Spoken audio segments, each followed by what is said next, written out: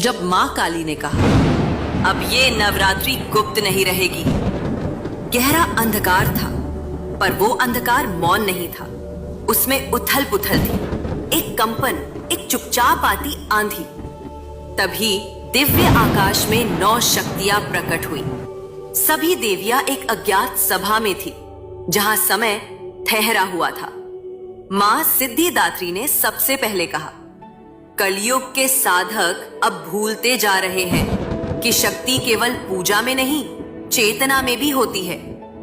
मां स्कंद माता बोली, हमारी उपस्थिति को अब लोग कर्म से नहीं, केवल शब्दों से बुलाते हैं। मां कुष्मांडा की मुस्कान हल्की थी, लेकिन उसमें चिंता छिपी थी।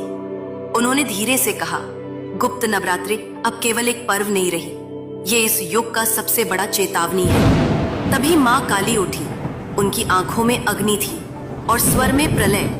उन्होंने कहा, जब गुप्त को बुला दिया जाए तो हम स्वयं प्रकट होते हैं। ये नवरात्रि अब गुप्त नहीं रहेगी, ये युग का सिंहनाद बनेगी। मां ब्रह्मचारिणी ने पूछा, लेकिन किसके भीतर हम उतरेंगी? मां चंद्रघंटा ने उत्तर दिया, जो असत्य के विरुद्ध बिना भय खड़ा होता है, जो स्वयं को साधना समझता है, हम उसकी आत्मा बन जाएंगी। मां दुर्गा ने सबकी ओर देखकर कहा, इस बार हम कोई आशीर्वाद देने नहीं आए, इस बार हम जागरण की परीक्षा लेंगी। जिसका मन जागृत है वही हमारा साधक है, जो सोया है वो केवल रिवाज निभा रहा है।